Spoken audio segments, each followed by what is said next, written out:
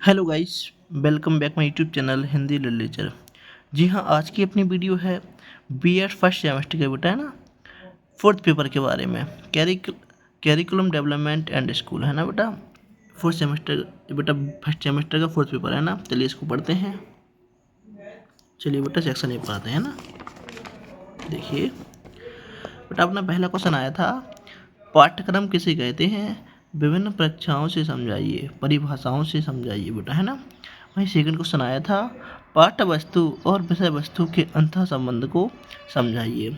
चलिए बेटा, third question आया था, वर्तमान में पाठ्यक्रम की मुख्य चुनौतियों एवं समस्याएं कौन कौन सी हैं बताइए बेटा है ना। थर्ड क्वेश्चन आया था। वहीं फोर्थ आया था, पाठ्यक्रम के मुख्य उद्देश्य लिखिए, पाठ्यक्रम निर्माण के प्रमुख सिद्धांतों और पदों का वर्णन कीजिए। ठीक है बेटा, ये अपना फिफ्थ क्वेश्चन आया था। भी सिक्स्थ आया था बेटा, अच्छे पाठ्यक्रम निर्माण में कौन कौन से प्रमुख अभिप्रेरक एवं निर्धारक तत्व होते हैं बेटा है ना।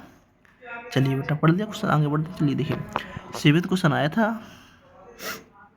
एकीकृत और विषय प्रधान पाठ्यक्रम के बीच अंतर को समझाइए बेटा है ना। बेटा ये सेवेंथ क्वेश्चन आया था। बेटा एट आया था, परंपरागत और प्रगतिशील पाठ्यक्रम में अंतर स्पष्ट कीजिए बेटा। चलिए वही नौ आया था बेटा, कोठारी आयोग द्वारा पाठ्यक्रम के संबंध में क्या सुझाव दिए गए बेटा है ना। बेटा ये नौ क्वेश्चन आया था।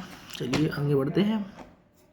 देखिए बेटा, पाठ्यक्रम पुस्तकों से क्या तात्पर्य है, इसके महत्व और आवश्यकता पर प्रकाश डालिए बेटा है ना। चलिए बेटा 11th आया था बेटा, पाठ्यक्रम निर्माण करते समय हमें किन आयामों को ध्यान में रखना पड़ता है समझाइए बेटा है ना।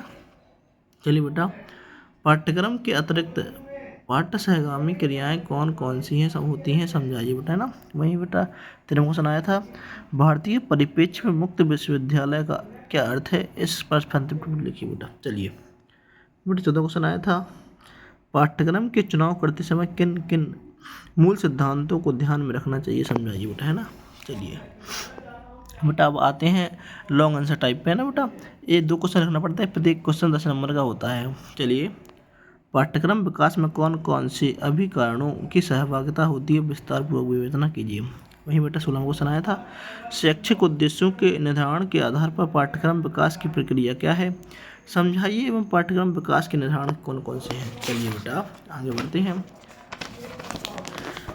देखिए बेटा, अपना 17वां क्वेश्चन आया था, पाठ्यक्रम विकास हेतु डी.के. व्हीलर मॉडल क्या है, विस्तार से समझाइए। वहीं बेटा 18वां आया था, पाठ्यक्रम को हम किन सिद्धांतों के आधार पर समृद्ध बना सकते हैं समझाइए। तो गाइस, अगर वीडियो अच्छी लगी तो वीडियो को लाइक कीजिए, चैनल को सब्सक्राइब कीजिए। और एक बात और बेटा, अगर इनके आंसर चाहिए तो हमें कमेंट कीजिए बेटा है ना, हम इसके आपको आंसर की वीडियो बना देंगे, सॉल्यूशन वीडियो। ठीक है, thanks for watching my video.